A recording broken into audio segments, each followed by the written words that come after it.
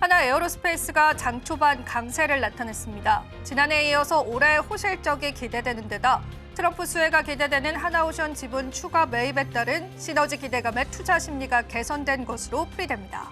한때 58만 원 선을 돌파했고요. 지금 현재는 57만 원 선을 돌파했습니다. 중국의 인공지능 기업인 딥시크 관련주로 꼽히는 MK전자 주가가 견조한 흐름을 보이고 있습니다. 본딩 와이어와 솔더블 등 반도체 필수 소재를 동시에 납품하는 기업으로 삼성전자, SK하이닉스를 비롯한 대만 TSMC 등과의 거래로 수익 구조가 이원화되어 있는 점이 부각받고 있습니다. 조영제 전문기업인 동국생명과학이 코스닥 상장 전날 17일 장 초반 강세를 나타냅니다. 종목가 대비해서 54.44% 올라서면서 13,900원에 거래가 됐고요.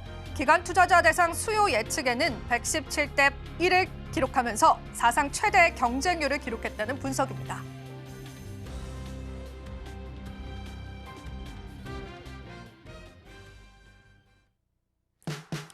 시청자 여러분 안녕하세요. 마켓 쇼쇼쇼 진행을 맡은 이수영입니다. 자, 오늘 국내 증시는 오후장 들어서도 탄력세가 이어지고 있습니다. 전반적으로 미국 같은 경우에도 실적 시즌이 마무리되면서요. 우리 증시 역시도 다양한 실적들을 소화하고 있는데요. 그렇다면 앞으로 시장의 방향성들 점검해보는 게 좋으실 것 같습니다.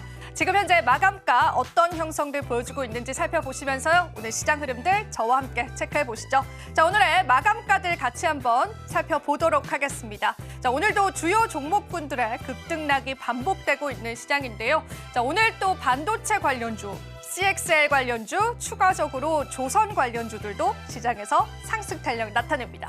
장 초반과 후반 대비해서의 큰 반전은 없었고요.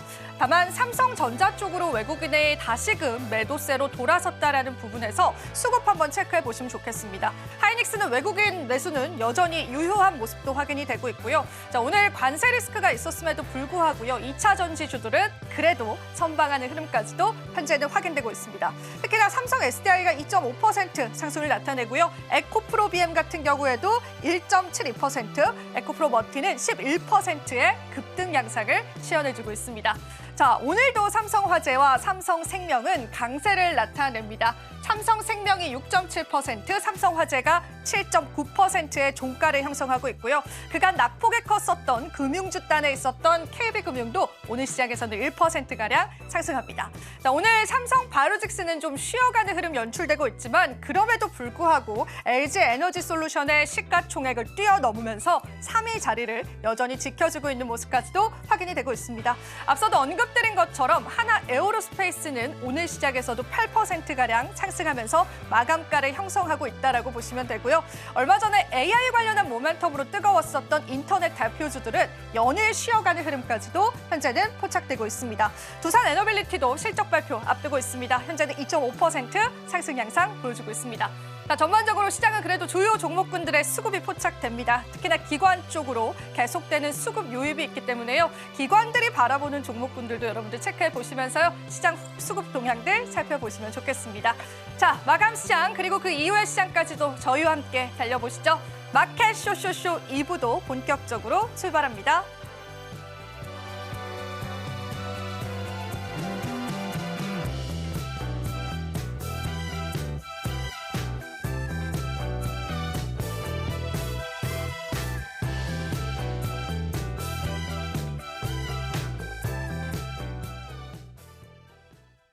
월요일 마감 시장 저희와 함께 보시죠. 오늘은 김시은 팀장님 모셨습니다. 팀장님 안녕하세요. 네, 안녕하세요. 네, 오늘 시장 또 어떻게 보셨는지 시장 흐름들 먼저 한번 짚어주시죠. 오늘 시장 같은 경우에 상승 종목 수가 굉장히 많은 하루였는데 외국인의 선물 쪽에서 땡겨주면서 기관과 금융투자가 함께 따라가고 있는 흐름이라고 보시면 좋을 것 같고요. 베이시스 차 자체가 좀 줄어들고 있으면서 이와 연관되어서 역전이 흐름들이 나오는지가 가장 중요하지 않을까라고 보시면 좋을 것 같습니다.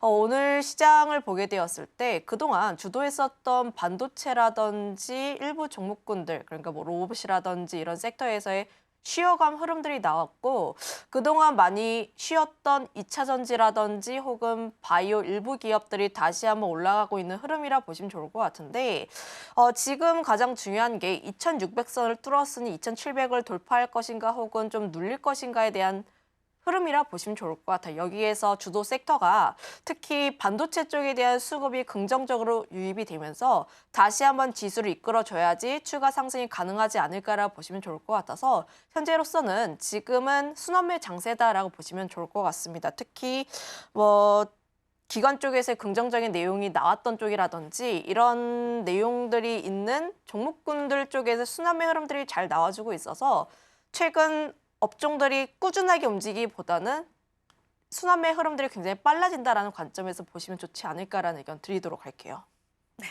앞서서도 저희가 비슷한 맥락에서 언급을 해드렸는데요. 순환매 장세가 펼쳐지고 있는 게 또 국내 증시의 현 주소인 것 같습니다. 특히나 거래대금 측면에서 작년 연말과 비교해 봤을 때 상당한 폭으로 상승이 됐기 때문에 우리가 이런 순환매 흐름들을 잘 찾는 것이 지금 시장에서는 중요한 투자 포인트가 될 것 같습니다. 전반적으로 많은 섹터군들이 좀 상승을 하고 있습니다. 여기서 혹시 팀장님이 보시는 신규 섹터는 없으실까요? 시장을 보셨을 때 이미 부각받았던 섹터군들만 또 여전히 부각받는 느낌이 들어서 한번 여쭤보는데 우리가 좀 유망하게 볼 만한 신규 섹터는 없을까요, 팀장님? 신규 섹터를 접근하시기보다는 이제 주도 섹터 내에서 접근하시는 게 좋지 않을까라는 생각을 가지고 있어요. 결국 지금 주도 섹터라고 하는 게 AI라든지 혹은 미국 쪽에 대한 영향을 받았던 쪽들이 사실은 지난 하반기부터 움직임이 굉장히 강했고 1월과 2월 같은 경우에도 굉장히 큰 상승세가 나와주고 있습니다. 이런 섹터 자체가 사실은 쉬어가는 업종들도 있기는 한데 다만 이들 섹터의 공통점은 실적이 나와주고 있고 앞으로 실적이 잘 나올 것이다라는 기대감이 있는 섹터라고 보시면 좋을 것 같아요. 물론 오늘 시장에서 2차 전지라든지 혹은 석유 화학 업종들이 다시 한번 반등에 대한 흐름들이 나오고 있습니다. 그러면 여기서 들 수 있는 고민 한 가지는 주도 섹터 같은 경우에 너무 위치가 높으니 새로운 섹터를 접근해야 하는가라고 또 고민하실 수도 있어요. 그런데 이쪽 섹터 같은 경우에 수급이 일부 빠져나왔던 흐름들이라 보시면 좋을 것 같고 아직까지 스토리 자체는 그렇게까지 좋지는 않습니다. 이전 섹터 대비했을 때 실적에 대한 턴어라운드 흐름들이 나와주고 있기는 해도 다만 확인해야 할 내용들은 굉장히 많지 않나라는 생각을 가지고 있고 내가 단기적인 전략으로 끌고 간다라고 했을 때는 괜찮지만 중장기로 접근했을 때는 또 발목을 잡힐 수가 있는 요소라고 보시면 좋을 것 같아서 가장 중요한 것은 석유화학이라든지 이런 부분들은 중국의 입장을 한번 또 확인해야 한다는 점들 2차 전지 같은 경우에도 또 긍정적인 내용들이 나와주긴 했으나 다만 과연 반도체로 수급이 다시 한번 빨려 들어갔을 때 2차 전지도 과연 괜찮은가를 고민하면은 여전히 전자 쪽에서 순환매를 노려보시는 게 맞지 않을까라는 의견 드리도록 할게요. 네. 여전히 우리 시장은 신규 섹터보다는 주도 섹터를 집중해서 전략들 세워보시면 좋을 것 같습니다. 그 부분까지 여러분들 체크를 해보시면 좋겠습니다. 자, 이렇게 해서 저희가 또 시장 흐름들 한번 살펴봤습니다. 자, 이어서 또 섹터적인 이야기 보다 자세히 나눌 텐데요. 우선 저희 잠시 후에 다시 찾아뵙도록 할게요.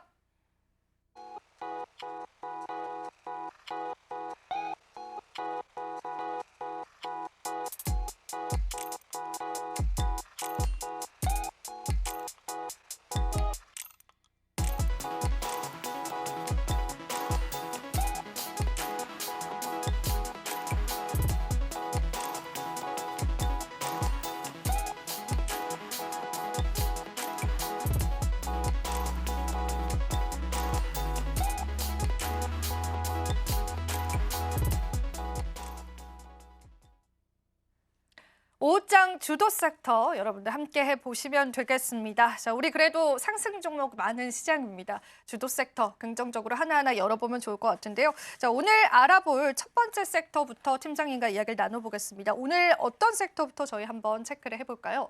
오늘은 방산 쪽을 봐야 하지 않을까라는 생각을 가지고 있어요. 사실 방산이라는 이미지 자체가 재건 이야기가 나왔을 때 눌리고 재건 쪽에서 움직임이 나왔는데 최근 흐름들을 보시면 재건 내용들이 조금씩 나와지고 있고 회담이라든지 일정들이 나와줌에도 불구하고 방산 섹터가 홀로 강세를 보이고 있습니다. 재건 같은 경우엔 한 차례 수급이 붙었다가 다시 한번 수급이 빠져나왔던 상황들. 그래서 지금 방산을 봐야 하는지 재건을 봐야 하는지 고민이 굉장히 많으실 것 같은데 그럼에도 불구하고 방산 같은 경우가 계속 움직이고 있는 이유는 지금 미국과 유럽 간의 사이가 조금씩 벌어지고 있지 않은가의 포인트를 한번 잡아보시는 게 좋지 않을까라는 생각을 가지고 있어요. 이번 주에 또 사우디에서 미국과 러시아의 회담이 예정이 되어 있는데 그 자리에 우크라이나 없고요. 유럽도 없습니다. 사실 당사국 혹은 주변국이 빠져있는 상황이라 보시면 좋을 것 같은데 특히 유럽 같은 경우에도 지원도 굉장히 많이 해줬지만 이런 회담에서 구체적인 내용에 대해서 논의를 하지 못한다? 유럽의 입장에서는 사실 자존심이 많이 상할 수밖에 없는 상황이라 보시면 좋을 것 같아요. 특히 푸틴과 트럼프가 워낙 또 둘이 사이가 좋은 이미지가 있다 보니까 거기에서 유럽 같은 경우에는 돈을 굉장히 많이 냈음에도 불구하고 거기에서의 또 수혜를 받지 못하는 것이 아닌가라는 우려가 나오면서 현재 어떤 이야기들이 나오고 있냐면 지금 유럽 같은 경우에는 이 패싱에 대한 불만을 굉장히 많이 가지고 있고 특히 젤렌스키 대통령 같은 경우에는 우리 유럽만의 군대를 또 만들어야 한다고 주장을 하고 있습니다. 물론 주장이긴 해요. 주장이긴 한데 다만 여기서 우리가 알 수 있는 것은 미국이 유럽에 대해서 챙겨주는 것을 조금 덜할 가능성이 높다. 그로 인해서 유럽 국가 같은 경우에는 자기들만의 군대라든지 혹은 방위비 자체를 더욱더 끌어올릴 가능성은 있지 않을까라는 생각을 가지고 있어요. 결국 지금 트럼프 대통령의 꾀가 아닌가라는 생각을 가지고 있는데 사실 트럼프 대통령 같은 경우에는 나토 국가들한테 방위비 올려라 좀 계속해서 압박을 하고 있습니다. 그에 대한 일환이지 않을까라는 생각을 가지고 있어서 결국 이런 흐름들 자체가 방위비의 상승으로 연결될 수 있지 않을까라는 흐름으로 보시면 좋을 것 같아서 결국 재건 이야기가 나오고 있어도 방위비 같은 경우에는 계속 증가하지 않을까라는 측면에서 바라보시면 좋지 않을까 이렇게 말씀드려보도록 할게요. 네.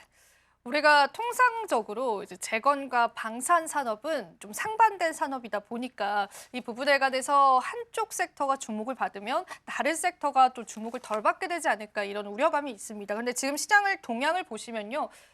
방산이 튀어오른다라고 해서 꼭 재건이 죽는 건 아닙니다. 두 가지의 모멘텀들은 계속 존재를 하는 것 같아서 여러분들이 같은 맥락에서 지켜보시면서 선별적으로 좀 접근을 해보시는 게 좋지 않을까 싶습니다. 그러면 팀장님이 생각을 하실 때도 이 재건에 관한, 종전에 관한 협상이 있다고 하더라도 그것이 방산 관련한 기업들에게 꼭 악재가 될 것이다라고 보시진 않는 거네요. 네, 지금 그게 무엇이냐면 결국 방산에서 가장 중요한 것은 지금 실적 잘 나왔고 올해 실적 잘 나올 것도 아는데 그러면 앞으로 수주를 얼마나 더 받을 수 있을 것인가가 가장 중요한 포인트라 보시면 좋을 것 같아요. 결국 가이던스 혹은 이제 고객사를 어떻게 확보하는지가 가장 중요한 포인트라 보시면 좋을 것 같은데 고객사가 나토에만 있지는 않습니다. 사실 거기에서도 우리가 기대할 수 있는 부분들이 있고 하나에어로 같은 경우에는 지금 북유럽 쪽에서 또 문의가 나와주고 있다고 해요. 5월 중에 또 하나에어로 쪽에 방문을 할 예정이라고 보시면 좋을 것 같아서 여전히 기대감 자체는 상당히 많이 남아있다라고 보시면 좋을 것 같고요. 현재 나토뿐만 아니라 뭐 베트남이라든지 중동 쪽에서도 좀 러브콜이 나와주고 있는데 베트남 역시도 현재 중국과의 노이즈, 영토에 대한 내용들이 자체가 나와주고 있어서 결국 이런 지정학적인 리스크 자체는 전 세계에 나와 있고 그로 인해서 K방산의 장점이라고 할 수 있는 납기일과 그리고 가성비 측면은 경쟁력이 상당히 있을 수밖에 없다고 보시면 좋을 것 같아요. 그래서 지금 굳이 여기에서 추가 수주 가능성 얼마나 있을까요? 저는 굉장히 크다라고 보시면 좋을 것 같아서 앞으로 실적 역시도 함께 기대해 볼 수 있지 않을까 말씀드리겠습니다. 네. 실제로 지금 중동에서도 방위 관련한 이벤트가 진행 중입니다. IDEX 2025가 개최되면서 한국에 있는 많은 방산 기업들이 참가를 하고 있는 상황이거든요. 이런 일정적인 것들이 시장의 모멘텀이 될 수 있을지도 살펴보시면 좋겠고요. 그리고 일단 방산 섹터 한다면 하나그룹주들 이야기를 또 안 할 수가 없을 것 같습니다. 하나그룹주들이 워낙 강세를 나타내서 이제는 쉬어가겠지라고 생각을 했지만 또 오늘 시장에서도 그렇지 않은 흐름들 이어지고 있는데 하나그룹주들의 강세 현상은 언제까지 이어질 것이다라고 보실까요? 지금 상황 자체가 너무 좋고 사실 최근 시장 흐름들을 보시면 가고 있는 섹터가 계속 갑니다. 그래서 하나그룹주들은 지금 수급이라든지 혹은 모멘텀 스토리 그리고 실적 자체가 굉장히 좋게 맞아 떨어지고 있는 상황이라 보시면 좋을 것 같아서 추가 강세에 대한 흐름들 역시도 함께 나올 수밖에 없지 않을까라 보시면 좋을 것 같고 지배구조 개편에 대한 내용들 역시도 함께 나오고 있는 흐름이라 보시면 좋을 것 같아서 지금 하나그룹주 같은 경우에는 하나에어로스페이스를 중심으로 또 추가 주가 상승에 대한 기대감 열려 있다라 보시면 좋을 것 같아요. 다만 지금 주가에 대한 측면에서 보게 되었을 때 주가의 위치가 상당히 높습니다. 5일선 타고 올라가는 흐름이라 보시면 좋을 것 같아서 지금 같은 경우에는 보유자의 관점이라 보시면 좋을 것 같고 다만 내가 신규로 접근하고 싶다 하시는 분들 같은 경우에는 하나 밸류체인 있잖아요. 하나 밸류체인 쪽에서 특히나 강점을 가지고 있는 조선이라든지 이런 부분에서 조금 눌림이 나온 종목군들, 하나엔진 같은 기업이 또 대표적이 될 수가 있는데 이런 기업들을 또 노려보시는 게 맞지 않을까라는 의견도 드려보도록 할게요. 일단은 아무래도 부담감이 있는 건 사실입니다. 그러다 보니까 하나그룹주들 공략을 하실 때는 다른 밸류체인까지도 살펴보시면서 시장 모멘텀을 좀 체크해 보시면 좋겠고요. 자, 그러면은 저희가 또 추가로 질문드리고 싶은 건 재건주의 변동성 관련해서도 우리가 방산 쪽 섹터랑 엮어서 좀 생각을 해볼 수 있지 않을까 싶어요. 일단 재건이 구체화될 경우에 관련주들의 변동성 한번 체크를 해주시고요. 실제로 지금 우크라이나 대통령이 어느 정도 양보를 한 상황이다라고 해서 실질적인 협상에 들어간 것 같거든요. 그래서 이 변동성 미리 한번 시나리오 짜볼 수 있을까요? 변동성은 충분히 나올 수 있는 구간대라고 보시면 좋을 것 같아요. 지난주에 이미 재건 관련 종목군들의 강세 흐름들이 나왔고 약 2거래일 정도의 쉬어감 흐름들이 나왔는데 거기에서 대장 역할을 하고 있던 현대 에버다임이라는 대형주가 있습니다. 여기에서 오늘 큰 폭의 하락세가 나왔다가 다시 한번 아랫꼬리를 달고 올라가는 흐름들이 나오고 있는데 그만큼 지금 재건 관련했을 때 다시 한번 기대감이 붙고 있는 상황이라 보시면 좋을 것 같고요. 여기에서 지금 4월 부활절 전까지 트럼프 대통령이 또 종전을 원한다라는 발언들이 나오게 되면서 기대감 자체는 상당히 크다라고 보시면 좋을 것 같아요. 다만 가장 중요한 것은 과연 재건 관련했을 때 기대감이 우선인지 혹은 연관성이 있는지 를 또 따져봐셔야 할 것 같은데 지금 같은 구간에서는 실제 연관성을 봐야 합니다. 과거 같은 경우에는 어느 정도의 기대감만 가지고 주가가 움직였다라고 하면 최근 같은 경우에는 얼만큼 연관성이 있는지를 따져보고 있는데 대표적으로 대동이라든지 대동기업 혹은 현대에버다임 혹은 SG 같은 기업들이 대표적일 수가 있고요. 거기에서 현대 로템이라는 기업이 사실은 방산 종목군이기는 한데 재건과도 함께 엮일 수가 있는 기업입니다. 우크라이나에서 지금 철도라든지 전동 관련했을 때 사업을 영위하고 있는 기업이라 보시면 좋을 것 같아서 재건이 발생하게 되었을 때 실제로 엮일 수 있는 연결고리가 있는 기업이라 보시면 좋을 것 같아서 만약에 내가 방산과 재건을 함께 보고 싶다 하시는 분들은 현대 로템이라는 기업도 한번 관심 있게 보시면 좋을 것 같고요. 항상 대장주로 언급이 되었던 전진건설로봇이라는 기업도 있는데 이 기업 같은 경우에는 19일에 또 보유의 수익 물량 6개월 20% 정도 나옵니다. 이런 부분들은 사실 여기서 접근하기에는 다소 부담스러운 구간대라 보시면 좋을 것 같아서 만약에 내가 접근하고 싶다 하시는 분들 같은 경우에는 6개월 보유에서 물량이 해소가 되고 주가의 흐름들을 한번 잘 살펴보시는 것도 중요하지 않을까라는 의견도 드려보도록 할게요. 재건주들에 관한 변동성 이야기까지 팀장님과 한번 이야기를 나눠봤습니다. 자, 이렇게 해서 저희가 방산 쪽 이야기는 마무리해보도록 하고요. 그리고 저희가 두 번째로 바라볼 오후장 주도 섹터 살펴보겠습니다. 자, 오늘 두 번째 섹터 바로 한번 이야기 나눠볼 텐데요. 반도체 쪽 보면 좋을 것 같습니다. 주도 섹터가 된 이유가 무엇일지부터 한번 이야기를 나눠볼까요? 뭐 아무래도 소부장단 같은 경우에는 수급이 들어오고 있었습니다. 특히 지난해 12월부터 시작해서 1월에 삼성전자 다시 한번 이슈가 되고 그동안 한국 시장이 저평가가 되었다라는 내용들이 나오게 되면서 대형주 조금씩 수급 붙다 보니까 소형주 역시도 함께 움직이는 국면이라 보시면 좋을 것 같은데요. 특히 소부장단을 보게 되었을 때 이슈가 굉장히 다양합니다. 처음에 HBM부터 시작을 해서 온디바이스 AI, 특히 갤럭시 S25가 사전 판매량이 굉장히 잘 나온다라는 내용들이 나오면서 함께 이슈가 붙었고 거기에서 또 중국의 이구환신, 특히 레거시와 연관되어서 지금 그동안 많이 쉬었던 레거시 역시도 함께 움직일 수 있다라는 내용도 함께 붙었고요. 그 다음에 가장 크게 부각이 되었던 게 유리기판 쪽이라고 보시면 좋을 것 같은데 유리기판 역시도 지금 SKC가 또 이제 미국 쪽에서 진행 잘하고 있고 CES에서 또 최태원 회장이 팔았다 언급하면서 그때부터 시작이 되었습니다.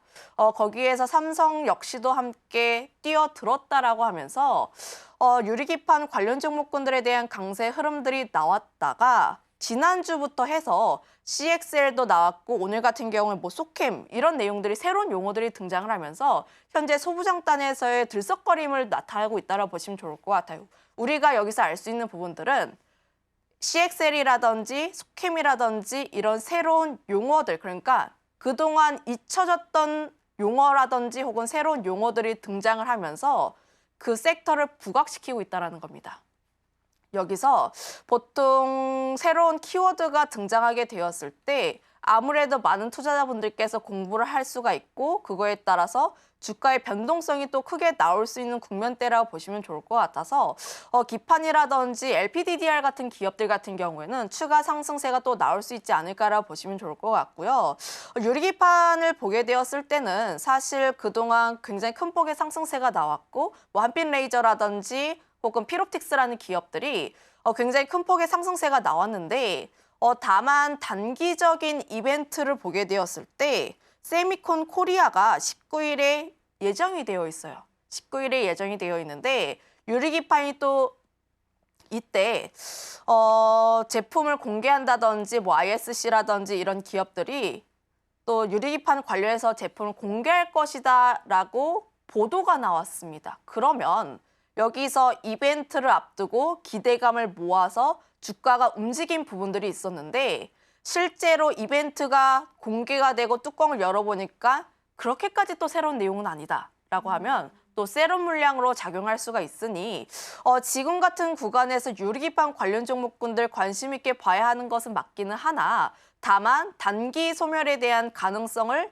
염두를 해볼 필요가 있지 않을까라는 생각을 가지고 있어요. 다만 유리기판과 관련했을 때 그동안 좀 성과에 대한 가시화가 좀 멀리 느껴졌습니다. 예전 같은 경우에는 뭐 내년, 내후년 뭐 실제로 진행될까 이런 내용들이 많은데 그래서 최근 같은 경우에는 유리기판 관련했을 때 상용화가 올해는 SKC가 또 올해 하반기에 또 예정되어 있고 하다 보니까 지금 중장기로는 또 관심 있게 봐야 하는 구간대가 맞다라고 보시면 좋을 것 같아요. 그래서 유리기판은 눌렸을 때 관심 있게 볼 필요가 있지 않을까라는 생각을 가지고 있어서 이런 점들 그러니까 내가 매매를 할 때 타이밍 같은 경우는 우리가 좀 조절을 해야 할 필요가 있지 않을까라는 의견도 드려보도록 하겠습니다. 네.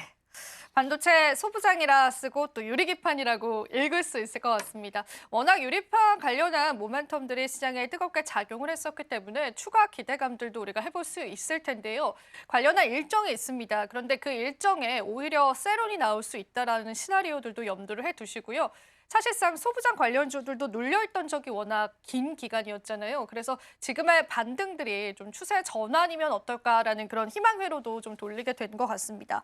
자, 그러면은 지금 CXL 관련해서도 오늘 관련한 기사가 나와서 CXL 쪽으로도 엮여서 이제 소부장주들이 오르기도 하더라고요. 그럼 만약에 오늘 또 나왔던 이슈들 중에 제가 좀 눈길을 끌었던 건 엔비디아가 제2의 HBM을 만들겠다라는 그러한 소식들이 전해져 왔습니다. 이런 부분들 때문에도 소부장 쪽으로의 계속되는 관심 유입들은 있을까요, 팀장님? 네, 저는 충분히 있다고 생각하고 있고요. 이미 외국인이라든지 수급적인 측면에 있어서 소부장으로 들어오고 있는 흐름들이 나왔는데 앞서서 이야기를 했던 것처럼 지금 소부장단에서의 순환매 흐름들이 굉장히 빨리 돌고 있습니다. 온디바이스 AI부터 시작해서 율기판 움직였다가 CXL 움직였다가 소캠 쪽, 기판 쪽 움직였다가 지금 그에 대한 순환매 흐름들이 굉장히 빨리 움직이고 있는데 사실 지금 같은 구간에서는 단기 이벤트가 있는 쪽에서의 강세가 굉장히 두드러지게 나옵니다. CXL 관련했을 때 네오셈도 마찬가지고 TLB 역시도 함께 움직이는 흐름들이 나와주고 있어서 결국은 지금 이런 쪽에서의 기대감은 상당히 크다라고 보시면 좋을 것 같아요. 다만 우리가 알아둬야 하는 것은 장기로 끌고 갈 종목군들 아닙니다. 제2의 HBM이 되기 위해서는 실제 성과 혹은 실적이 나와야 하는데 지금은 아직 기대감이라는 거죠. 상용화가 아직 되지 않았고 논의라든지 혹은 이야기만 나와주고 있는 구간대라고 보시면 좋을 것 같아서 현재로서는 단기 트레이딩 정도로만 보시는 게 맞지 않을까라는 생각을 가지고 있고 내가 만약에 장기로 보고 싶다 하시는 분들 같은 경우에는 저는 HBM이 더 낫지 않을까라는 생각을 가지고 있어요. 결국 우리나라에 있어서 가장 큰 경쟁력 혹은 기술력을 가지고 있는 쪽이 HBM이고 중국을 계속 따돌릴 필요가 있는데 거기에서 중국 간의 격차를 계속 일으키고 있는 것은 HBM이라고 보시면 좋을 것 같아서 내가 정말로 장기로 보고 싶다 하시는 분들은 HBM 관련 종목군들이 더 낫지 않을까라는 생각을 가지고 있습니다. 좋습니다. 자, 이렇게 해서 저희가 오후장 주도 섹터 살펴봤습니다. 내용 한번 정리하고 다시 찾아뵙도록 할게요.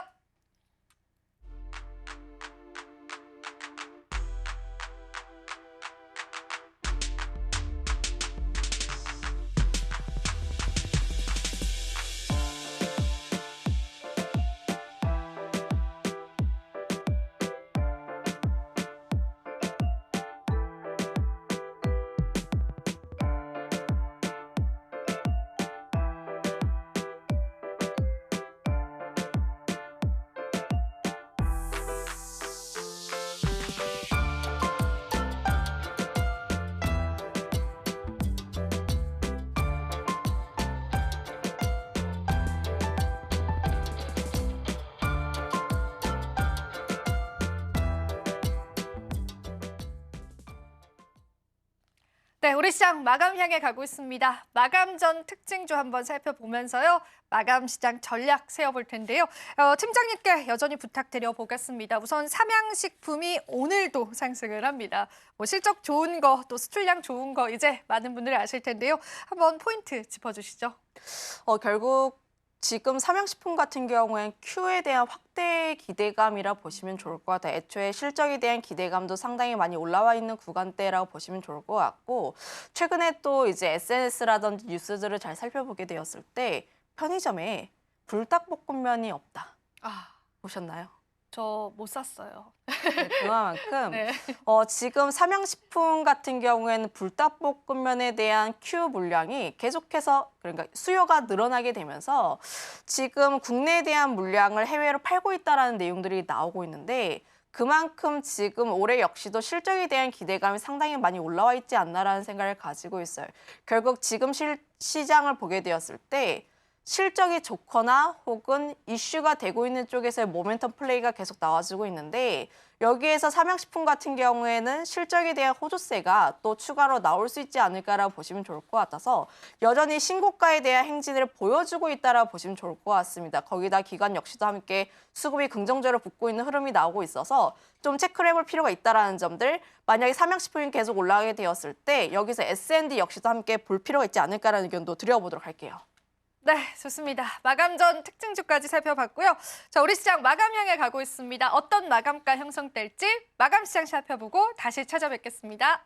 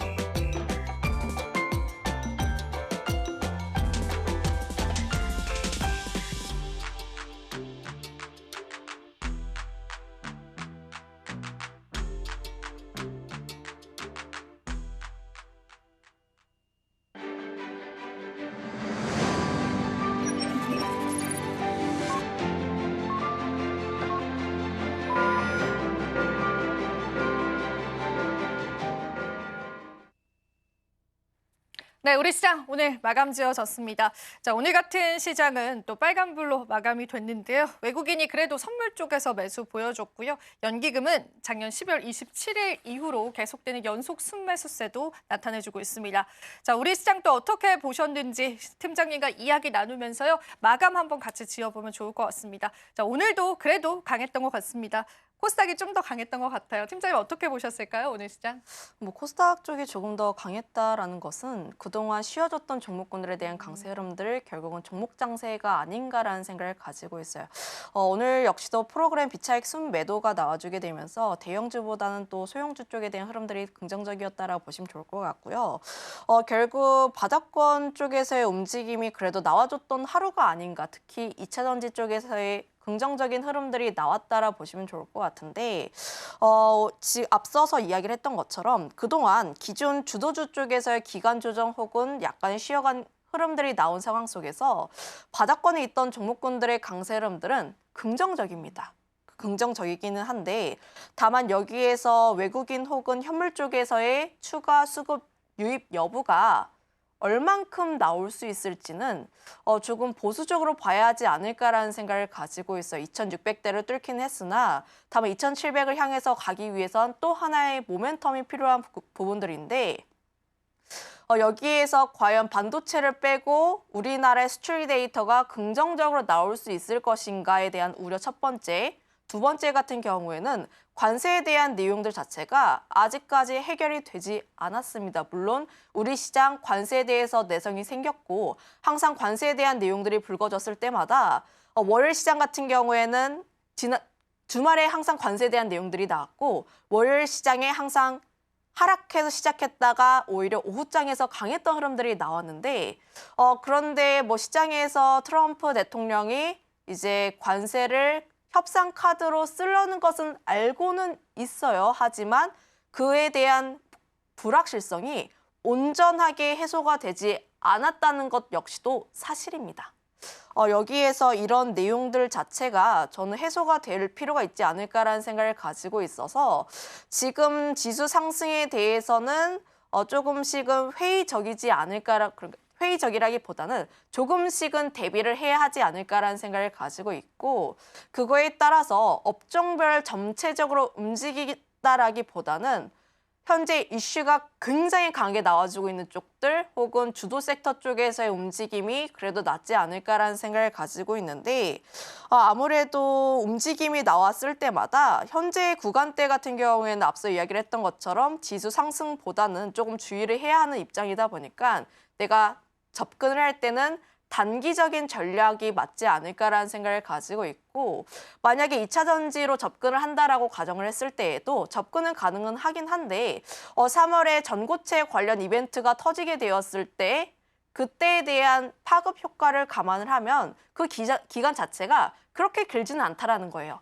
이런 점들을 유의를 하면서 이슈를 계속적으로 체크를 해볼 필요가 있지 않을까? 특히 전일에 미국 시장에서 나와줬던 흐름들이라든지 혹은 장중에 나왔던 이슈들, 특히 기관 쪽에서의 긍정적인 실적을 바탕으로 한 리포트들을 읽어보면서 이런 종목군들에 대한 종목군 순환매로 대응을 해보시는 게 맞지 않을까라는 의견도 한번 드려보도록 하겠습니다. 네, 좋습니다. 여전히 저희가 또 시장 바라볼 때는 다양한 관점이 있지만요. 그래도 코스피가 석 달 만에 종가 기준으로 2,600선을 돌파했습니다. 그 부분에는 분명히 의미가 있을 것 같고요.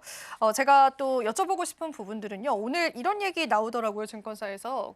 이게 단기 과열이다, 코스피가. 그래서 이제 단기적인 뭔가 변동은 있을 수 있다. 하지만 밸류적으로는 여전히 매력적이긴 하다, 국내 증시가. 근데 이제 단기 과열이다라는 부분에 관해서는 어떻게 생각하세요? 코스피 조정 받을까요? 저는 이제 가능성이 있다고 그래요? 생각을 하고 있어요. 이제 밸류적으로 매력적이다라는 구간대는 언제나 있었던 이야기. 항상 나와줬던 이야기라고 보시면 좋을 것 같아서 밸류적인 측면에서 접근하시기보다는 여기서 추가 상승에 대한 호재가 얼마만큼 있을 것인가에 조금 더 초점을 두는 게 맞지 않을까라는 생각을 가지고 있는데 앞서 이야기를 했던 것처럼 코스피 지수가 최근 상승세가 특히 나와줬던 이유들 1월부터 시작해서 굉장히 큰 상승세가 나와줬던 이유는 그동안 지난 하반기에 국내 증시가 거의 전 세계 꼴찌 수준이었습니다.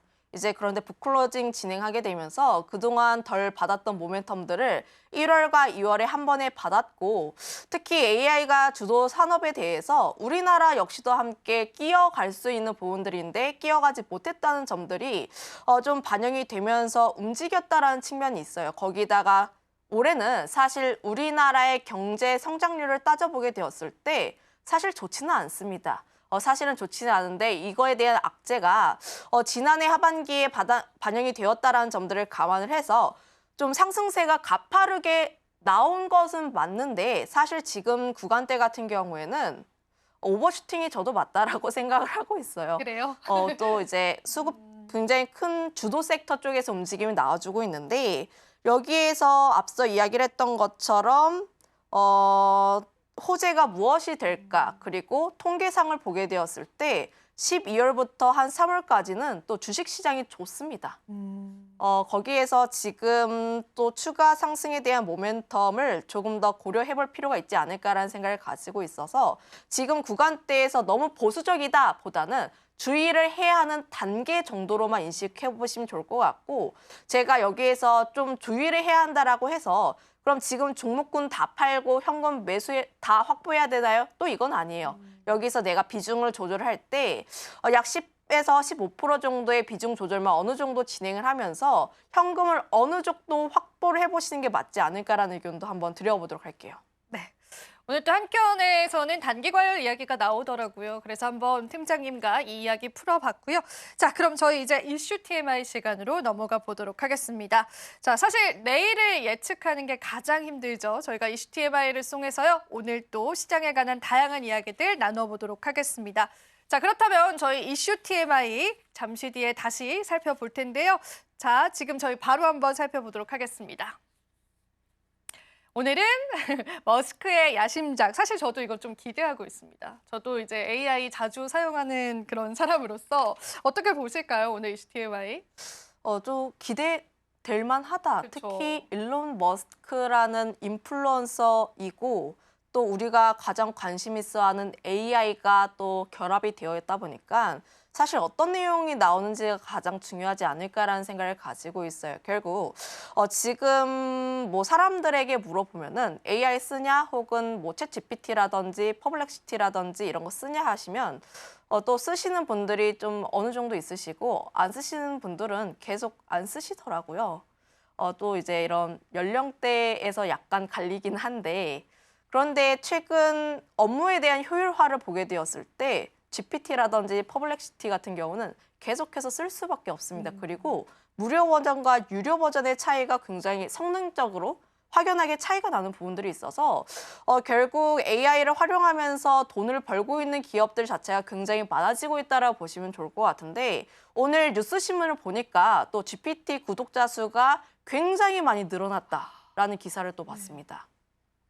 그만큼 지금 뭐 GPT를 보게 되었을 때도 사실 어떻게 명령화를 진행하는지가 가장 중요한 부분들이긴 한데 다만 시간적인 부분에서 효율성이 굉장히 뛰어난 부분들이 있어서 결국 많은 분들이 저는 GPT라든지 AI를 사용하지 않을까라고 보시면 좋을 것 같고요. 거기다가 내일 오후 1시입니다. 오후 1시에 머스크가 그록3를 또 공개할 것으로 보고 있는데 GPT의 대항마다라는 언론 플레이를 또 했어요. 이것도 저희가 로보택시 볼 때처럼 멋있게 퍼포먼스가 있을 예정인가요, 팀장님?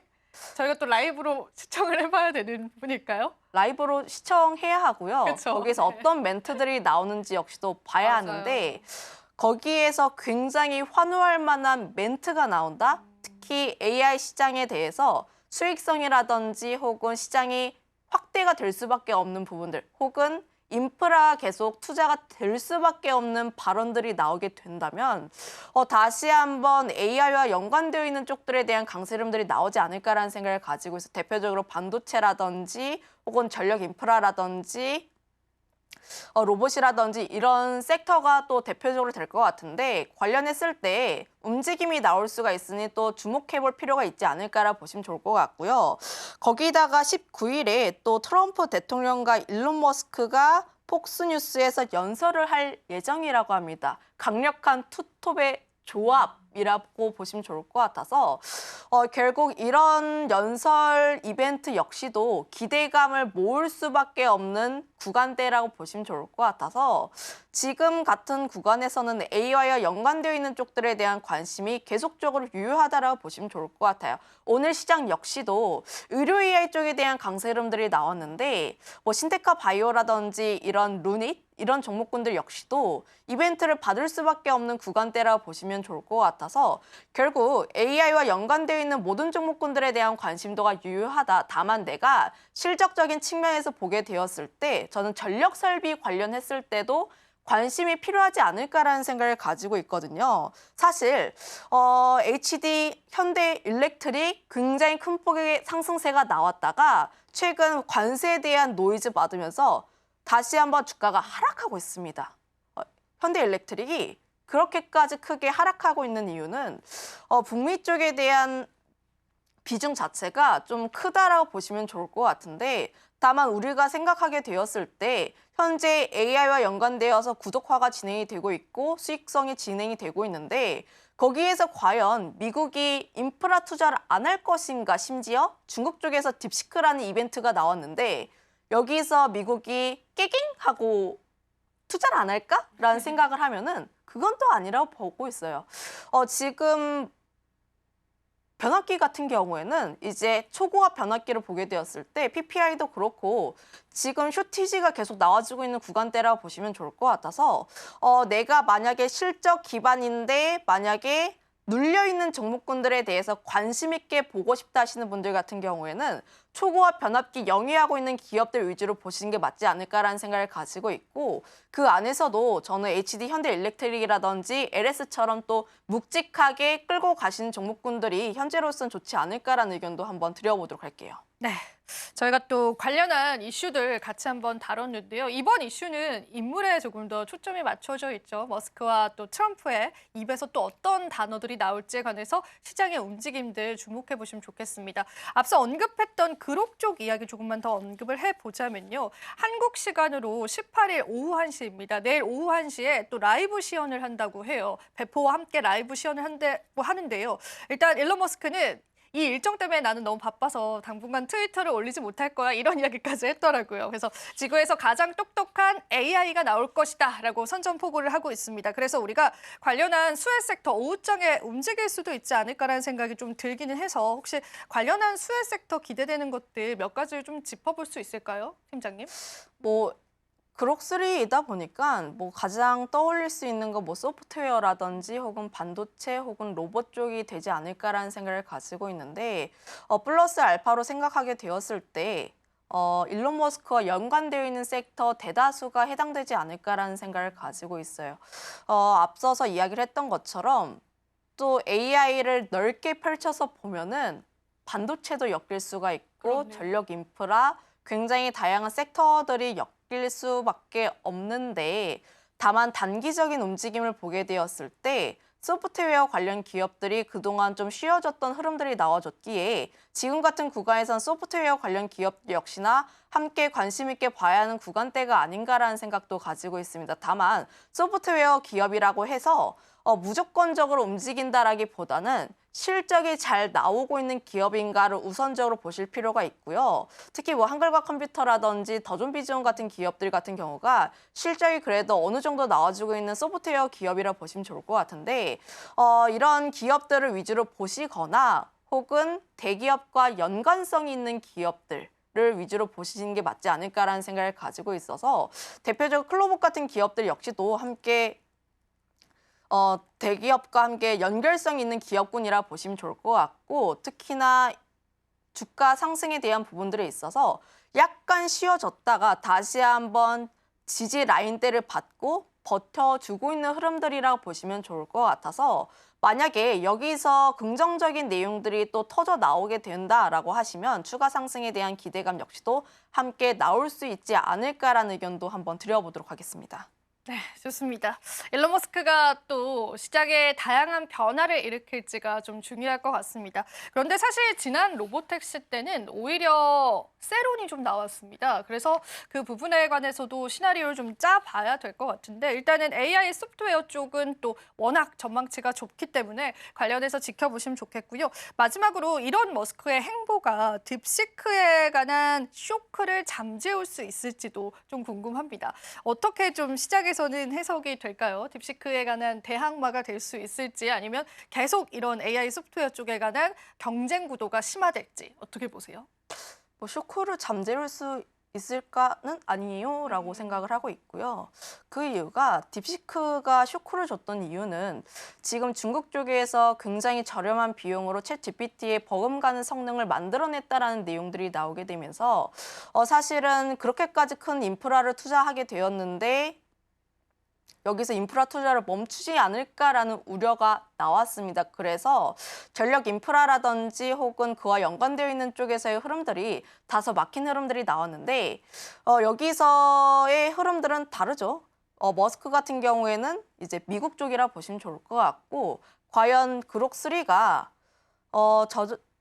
저비용으로 만들어냈는가를 한번 봐야 하는데 여기서는 이제 또 연결고리는 맞지 않다라고 생각을 하고 있어요. 저는 앞서서 이야기를 했던 것처럼 딥시크에 대한 내용들이 나오게 되었을 때 과연 미국이 투자를 안 할 수 있을 것인가? 계속 할 수밖에 없는 흐름이라 보시면 좋을 것 같고 결국 노이즈 자체는 계속해서 나올 수밖에 없긴 한데 다만 그록3가 예상보다 훨씬 더 대단하다라고 하면 그때는 다시 한번 또 불기둥을 뿜어낼 수 있지 않을까라고 보시는 게 맞을 것 같아요. 네, 좋습니다. 저희가 그래서 내일 당장 다가올 일정까지도 체크하면서요. 여러분들에게 전략들 잡아드린 것 같습니다. 오늘 다양하게 마감 시장 이후의 시장까지도 체크를 해드렸는데요. 오늘도 도움 되셨길 바라고요. 저희 또 오늘 도움 말씀 주신 김수인 팀장님 고맙습니다. 마지막으로 본 방송에서 제공해드리는 정보는 투자 판단에 대한 조언일 뿐입니다. 가치 판단과 상승 하락을 보장하고 있지는 않다는 점 다시 한번 유의 부탁드리고요. 저희는 마지막으로 오늘 시장 한번 정리하고 찾아뵙도록 할게요.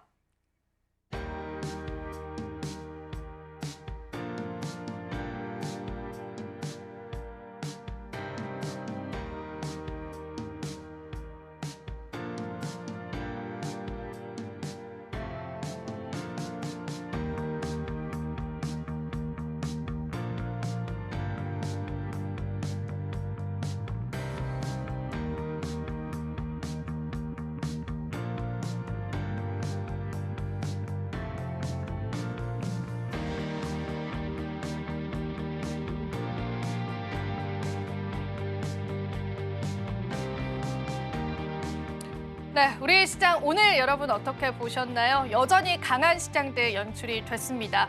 그동안 글로벌 증시 대비해서 너무나 제대로 된 평가를 받지 못하고 있었기 때문에 근심도 컸던 시장이었습니다. 하지만 이제 추세 전환을 했다라고 봐도 되지 않을까 싶은데요. 그 전환 속에서 저희가 계속되는 시장의 힌트들 함께하도록 하겠습니다. 자, 저희는 물러가 보도록 할게요. 오늘도 긴 시간 동안 시청해주신 여러분 고맙습니다.